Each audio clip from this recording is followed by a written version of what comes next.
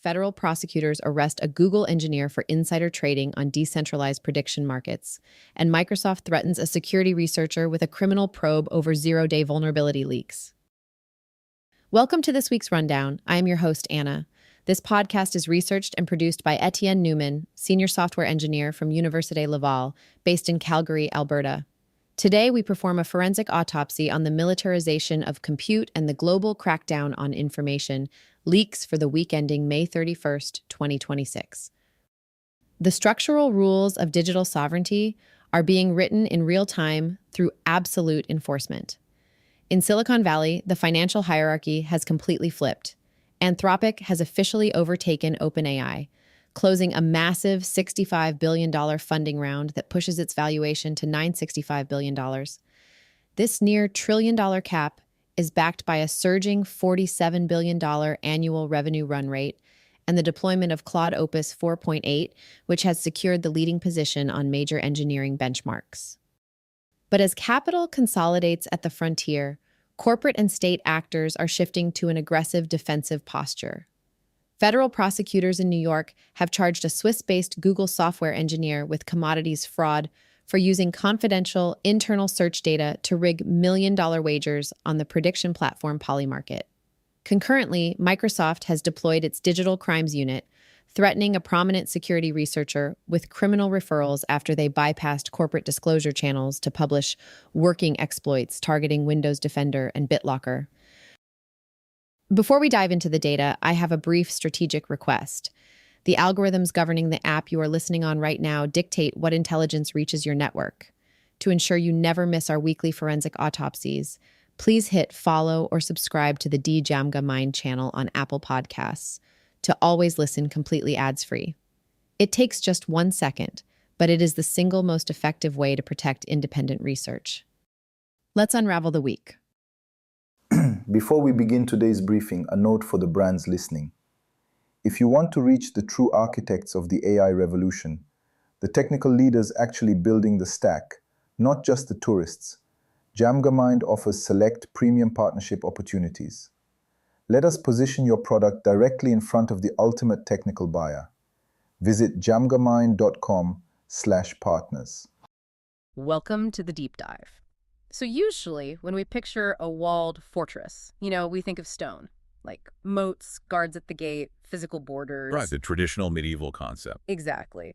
But if you look at the events of this past week, specifically this last week of May 2026, the walls aren't stone anymore. They are these massive, sprawling, hyper-cooled server farms. Yeah, that's completely accurate. Today, we are looking at a stack of sources from just a single week that proves the era of the traditional tech company is effectively over. We've basically entered the era of the tech nation state. We really have. The classical definition of sovereignty is fundamentally shifting right before our eyes. What we're doing today is basically performing a forensic autopsy on how global power and macro capital are being frantically reallocated. Frantically is definitely the word. Oh, absolutely. What we're seeing is the rapid militarization of compute right alongside this brutal zero-tolerance crackdown on information leaks. It is a complete lockdown of the digital perimeter. And for you listening, whether you're tracking global markets or, just trying to protect your own digital rights, this week's developments are going to fundamentally reshape your relationship with technology. Massive wake-up call. Yeah. The free internet you grew up with is being walled off. You are basically being transitioned from a resident of the internet to a paying tenant in a digital state. Yeah. So let's start with the foundation of these new states, the capital. Right. To understand how these companies are becoming sovereign entities, you have to look at the sheer velocity of capital centralizing into just a few massive players. It's unprecedented. And Anthropic is the big story here, right? Huge story. This week, Anthropic closed a $65 billion Series H funding round. This was led by firms like Sequoia, Altimeter, Dragoneer, Green Oaks. And it puts their valuation at $965 billion. Wait, $965 billion, almost $1 trillion. Nearly $1 trillion, yeah. They have officially leapfrogged OpenAI to become Silicon Valley's most valuable AI company. That is just wild to me, because I remember looking at their valuation earlier this year, I think around February, and it was somewhere in the 300 billions. How does a company basically triple its valuation to nation-state GDP levels in a matter of months? It really comes down to hard revenue and reliability. Hmm. Their annualized revenue run rate just hit $47 billion. Wow. Okay. Yeah. And a massive chunk of that is being driven by Claude Code and the recent launch of Claude Opus 4.8. I've seen the headlines about Opus 4.8, but I mean, what makes it worth that kind of insane premium? Well, they're offering cheaper, faster endpoints, but the real key is that it masters something called agentic work. Meaning what exactly? Basically, instead of an AI just, answering your questions in a chat box, agentic work means the AI acts as an autonomous agent. It goes out, it interacts with other software, and performs complex multi-step tasks entirely on its own, like managing a company's payroll or deploying production code. Right. And Opus 4.8 showed incredibly lower rates of misaligned agentic behavior during these tasks. Okay, so it's much less likely to just go rogue and accidentally delete a production database. Exactly. That is the multi-million-dollar difference. When an AI is writing code for, say, a global bank, a hallucination isn't just a funny glitch, it's a catastrophic liability. The macro capital is pouring $65 billion into Anthropic because they're proving they can deliver absolute, unshakable reliability at scale. Okay, so Anthropic is hoarding capital, but then you look at the corporate infrastructure spending. I saw the numbers on Amazon. They are planning to spend $200 billion on AI infrastructure in 2026 alone. Yeah, the capex is staggering. And Meta is raising its 2026 capital expenditure to up to $145 billion. Mark Zuckerberg is even teasing that Meta might just become a cloud provider itself. Which is a huge pivot. It is, but here's what I don't get. Amazon is planning to spend $200 billion, yet this exact same week, they shut down an internal tool called QuroRank. Ah, yes, the leaderboard. Right. From what the sources say, QuroRank was just an internal leaderboard tracking how much AI their own developers were using. Why shut that down if AI is the whole future? Because the developers were heavily gaming the system.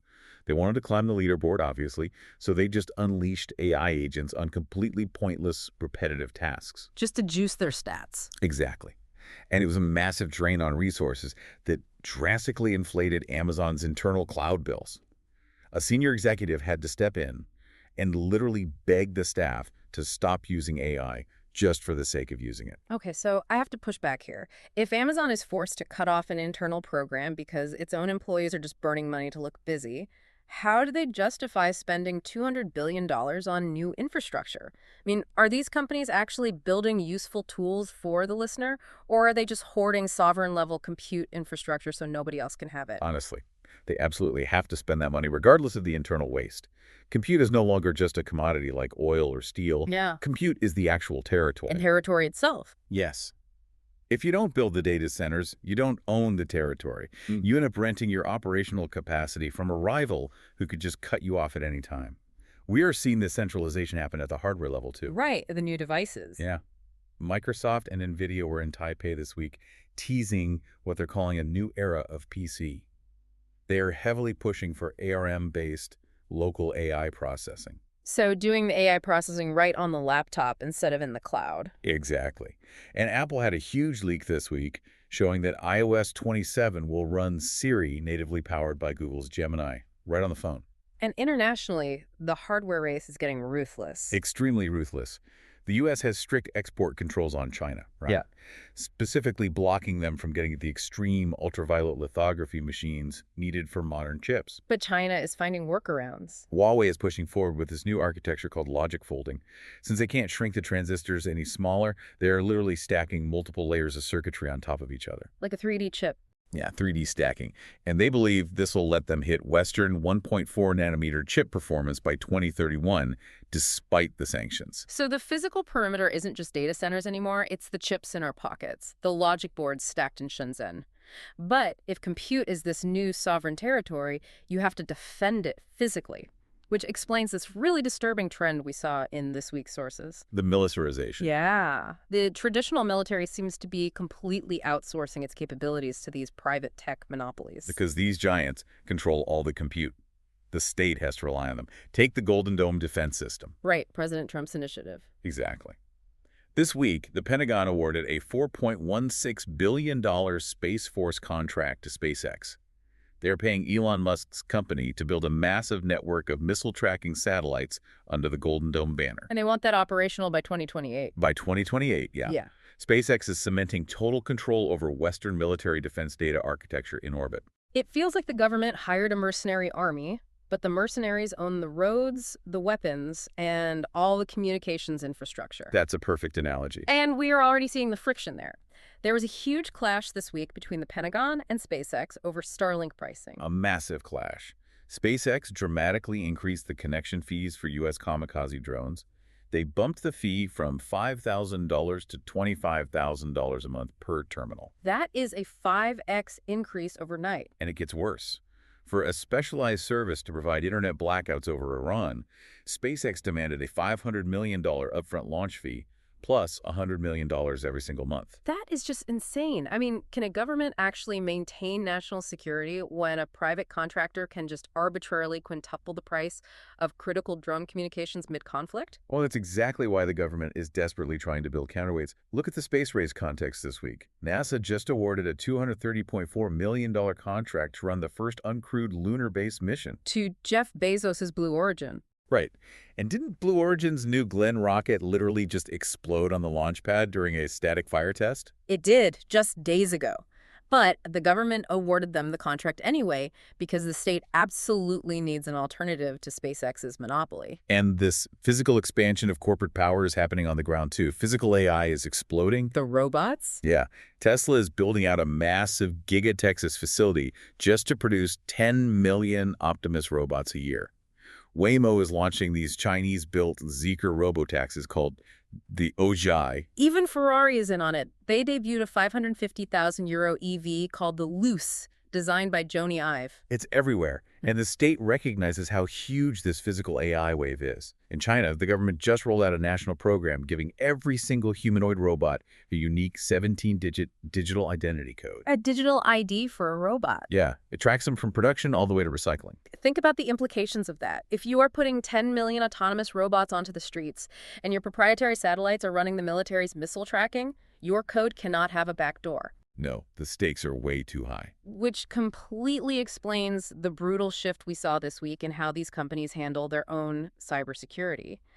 As corporate tech becomes critical state infrastructure, information leaks are just not tolerated anymore. Right. They are applying what we call the cyber retaliation protocol. Vulnerability disclosure is no longer a collaborative thing. It's treated as a national security threat. Let's talk about the nightmare eclipse situation, because this blew my mind. Yeah. So a security researcher, going by Nightmare Eclipse, discovered several unpatched bugs. They call them Blue Hammer, Red Sun Undefend, and Yellow Key. Deep inside Microsoft's systems. Right. And they published the exploit code. Historically, maybe they get a bounty. But Microsoft mobilized its digital crimes unit. They threatened the researcher with a criminal probe. They literally threatened them with jail time. And they had their GitHub and GitLab accounts permanently banned. Just erase their digital presence. So, wait, aren't bug bounty hunters usually the good guys? I mean, Katie Mazurius, who is a pioneer in the bug bounty space, was publicly outraged about this. By criminalizing researchers like Nightmare Eclipse, aren't corporations just ensuring the next 0 day gets sold on the black market to malicious actors instead of posted on GitHub for everyone to see? That is the exact risk. But to the sovereign corporation, an uncontrolled disclosure is an attack on their critical infrastructure. They have a zero-tolerance policy. And it's not just about code. It's about talent, too. The international talent lockdowns. Yeah. China is now requiring top AI researchers at private firms, places like Alibaba and DeepSeek, to get official state permission before traveling abroad. Just to prevent tech theft. Exactly. Yeah. And we're seeing these massive corporate enclosures on the consumer side, too. Right. Apple is building this iPhone anti-snatch auto lock feature using the accelerometer and the Apple Watch proximity. If it gets snatched, it bricks itself. Meta is locking basic features behind Plus subscriptions on Instagram, Facebook, and WhatsApp. And YouTube is now enforcing unremovable C2PA metadata labels on all AI-generated videos. You cannot share an edited video without the platform permanently stamping it. The ultimate enclosure, though, is OpenAI's new GPT Roslyn model. The biodefense model. Right. It's incredibly powerful at reasoning about disease biology. Yeah. And they are refusing to release it to the public. They are only giving it to vetted government and developer partners. So the raw capability is deemed too dangerous for the open market. Exactly. It really feels like the end of the old open web. Even Drew Houston, the CEO of Dropbox, is stepping down after 19 years to start an AI company. The guy who built his empire on open web software is pivoting to AI. Everything is guarded now. And this zero-tolerance policy for external leaks applies just as brutally to internal data exploitation.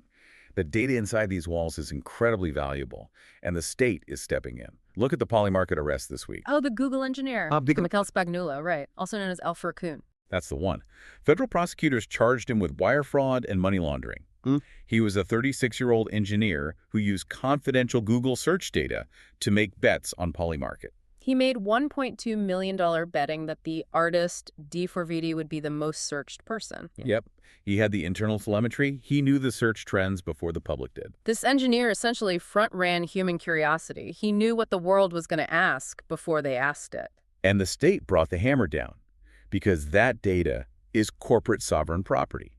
Meanwhile, the massive financial ecosystems surrounding this tech are being forcefully brought under state control. Like the crypto derivatives market. Exactly. The CFTC, under Chairman Mike Selig, approved a platform called Kalshi to list Bitcoin perpetual futures, or perps. And perps are usually completely offshore, right? Right. It's an $86 trillion offshore asset class. By approving Kalshi, the U.S. government is bringing that massive market onshore, inside their regulatory frameworks. So they can tax and control it. And this financialization is everywhere. Robinhood is allowing AI agents to actively trade stocks for you.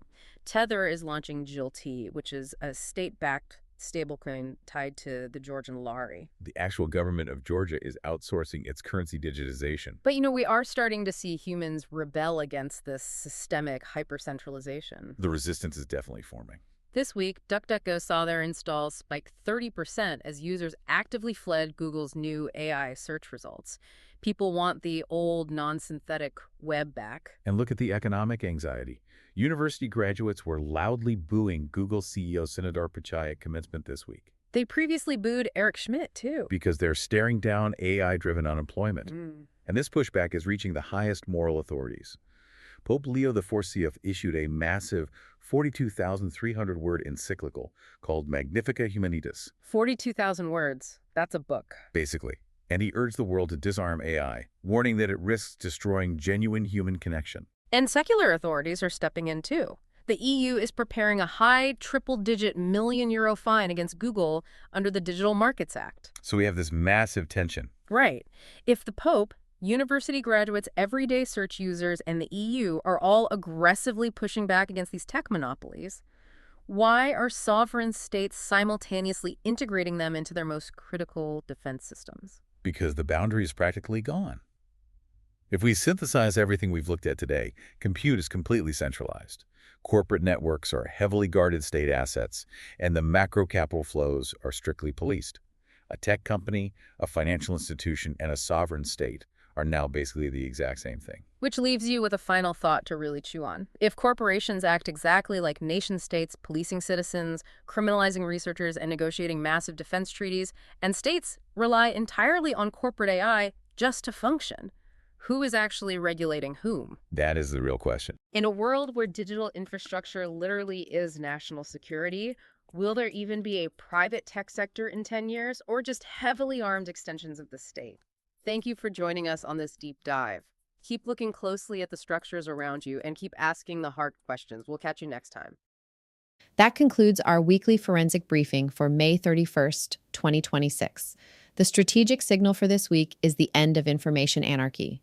The simultaneous events of this week, Microsoft threatening researchers with jail time, Google working with the FBI to arrest a Polymarket trader, and China banning its AI engineers from international travel, prove that data is now treated with the same severity as weapons-grade enriched uranium. The era of loose, unmonitored data flows inside corporations is completely over. If a software engineer can extract search trend data to manipulate decentralized prediction markets, or if a developer can game an internal leaderboard to burn millions in compute, it proves that the enterprise lacks basic algorithmic governance. High performers must lock down their internal infrastructure and realize that information security is no longer an IT issue. It is a matter of corporate survival. If you want to own your infrastructure instead of being managed by it, check the show notes for the AI Executive Toolkit. And as a special bonus for our community, we have exclusive discount codes for Google Workspace and My AI and Machine Learning Tutor Pro apps. You can find the links to claim those directly in the show notes below. Subscribe to the DJAMGAMIND channel on Apple Podcasts to always listen completely ads-free. I am Anna. Stay sharp and keep unraveling the future. And before you go, if your company is building the tools that power the workflows we talked about today, I'd love to showcase them to this audience. We don't just run ads, we build technical simulations that prove your value. Let's build something together. Visit jamgamind.com/partners to get started. Until next time, keep building.